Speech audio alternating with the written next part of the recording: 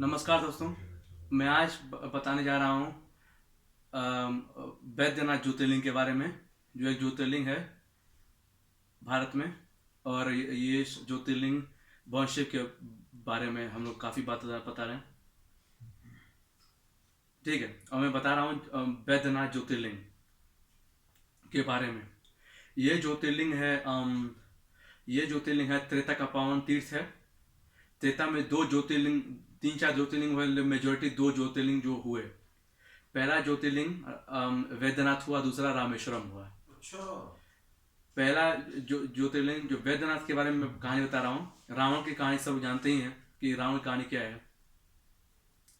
पंडित जी, वो आप बता रहे थे कि रावण बहुत अच्छा बंदा था। पिछले जन्म में उसने बहुत हाँ पुण्य किए। हाँ, मतलब क्या कहानी है, वो सुनाइए ना। ठीक है, मैं बता रहा हूँ, लेकिन पहले ज्योतिर्लिंग की बात समझिए पहले। तो ज्योतिर्लिंग कहानी ये है कि रावण रावण जब रावण भगवान शिव का बहुत बड़ा भक्त था। हम्म। तो वो लंका से आया, श्रीलंका से आया वो कैलाश पर्वत, वहां तपस्या के 100 वर्ष तपस्या के ब्रह्मा को। तो ब्रह्मा जी वरदान दिए, कोई मार नहीं सकेगा। दानव मानव यश गंधर्व किन्नर नाग असुर मार नहीं सके उसको। भगवान शिव का तपस्या किया, तो उसको वरदान था कि कोई उसको अस्त्र शस्त्र मिले, वेपन पावर मिला उसको। तो तीन लोगों का स्वामी मिला, बना वो। अच्छा। धरती, पृथ्वी, पाताल और स्वर्ग, इंद्र को भी वो डिफीट कर हराया वो। अच्छा। उसके बाद उसे कहते हैं कि राम अब सब ग्रह नक्षत्र को अपने लंका ले आया पहले, कि उसको कोई हरा ना सके। नहीं। अच्छा। और उसके बाद उसके बाद क्या हुआ कि रावण फिर गया भगवान शिव से। उसकी माँ कही कि किसी की भगवान शिव को लाना है लंका, वहां से भारत से लंका लाना है। तो क्या हुआ, वो गया भगवान शिव के पास, और वहां वो भगवान शिव से कहा कि भाई प्लीज आप मुझे आप आ जाइए। तो भगवान शिव एक लिंग में बने और उसके हाथ बैठ गए। और अच्छा। जब वो ले जा रहा था वो, तो भगवान शिव लाए उसको। वो आया वहां भगवान शिव के पास, वो आया क्या होता है वो जगह, झारखंड देवघर, जो आज झारखंड देवघर में है वो वैद्यनाथ ज्योतिर्लिंग। तो जब वहां आए तो भगवान शिव क्या किए, उसको पेशाब लगा दिया। और भगवान विष्णु एक एक गाय के बच्चा बने वो भगवान शिव। क्या बन गए? गाय के बच्चा, अच्छा। गाय के गाय गाय रखवाली करने वाला।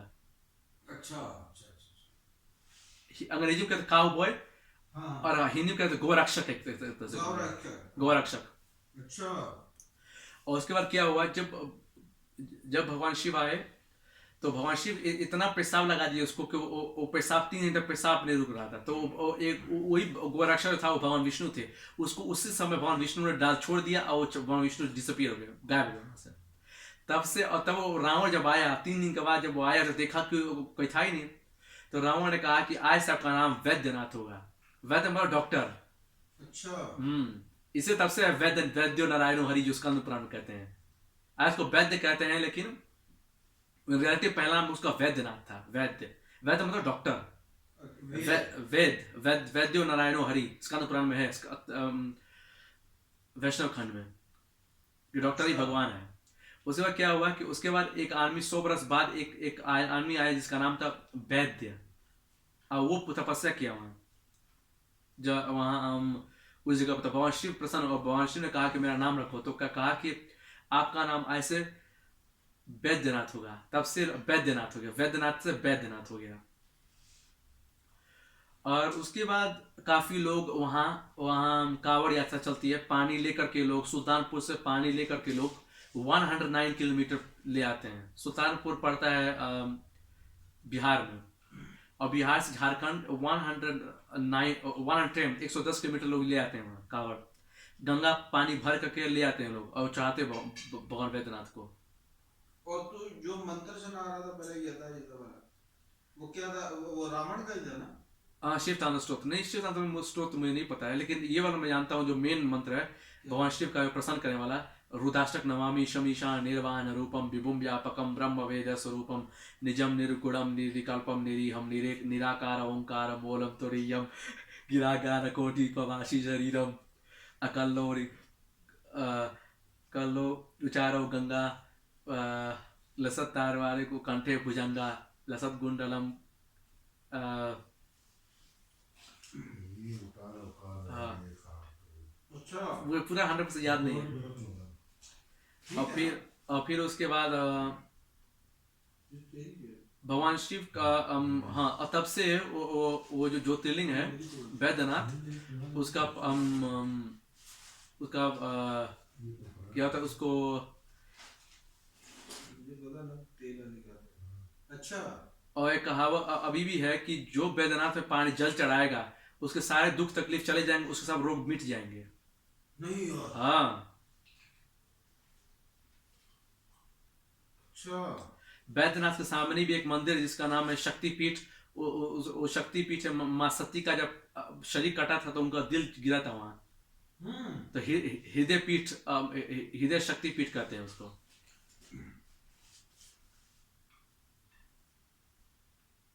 दिल गिर गया। नहीं, इसलिए जब शक्ति जब जब जब मरी दक्ष के सामने, तो भगवान विष्णु ने वो चक्र चलाया, और चक्र सती के 12 कट किए, और जहां जहां गिरा वो जगह बना। पहली जगह जो गिरा वो माँ वैष्णो देवी। अच्छा। जहां जीव गिरा तो ज्वाला देवी। अच्छा। जहां आग गिरा तो नैना देवी। नहीं यार। अच्छा। जहां पैर गिरा तो मां मुंडेश्वरी। जहां क्या उनका नाम है, भूल रहा हूँ जगह। जहां जहां उनका दिल गिरा तो वही है जो शक्तिपीठ, महाकाल के सामने हृदयापीठ कहते हैं। और एक उज्जैन में गिरा। जिस्म के कितने टुकड़े हुए थे? 12। 12। हाँ। बाकी किधर किधर गिरे? बाकी 12 ही पीस कटा उनके शरीर से। 12 पीस कटा तो गिरे डिफरेंट अलग जगह वहां का काफी। एक जो मेन उनका जो जो हेड था, जो कपाड़ था, वो गिरा वैष्णो देवी। इसलिए वैष्णो देवी सबसे बड़ा स्थान है। आज भी वैष्णो देवी बहुत पावरफुल है।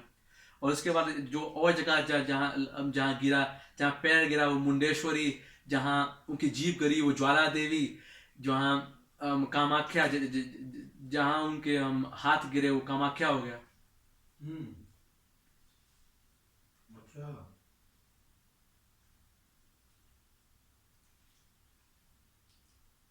और तो रावण तब से वो परंपरा स्टार्ट हुई है, कांवड़ यात्रा कहते हैं वैद्यनाथ को। और रावण भी कांवड़ ले जाता था उसके बाद भी। और रावण के बाद जो कांवड़ यात्रा ले आते थे, उनका नाम था परशुराम। परशुराम भी कांवड़ यात्रा ले जाते थे। अच्छा। आज भी इसीलिए लोग जाते हैं। अच्छा। आप गए? नहीं, मैं नहीं गया। पंडित जी गए होंगे? नहीं, मैं नहीं गया। मेरा मामा है राजू मामा, वो गए हैं। बाकी लोग नहीं जाते बैद्यनाथ।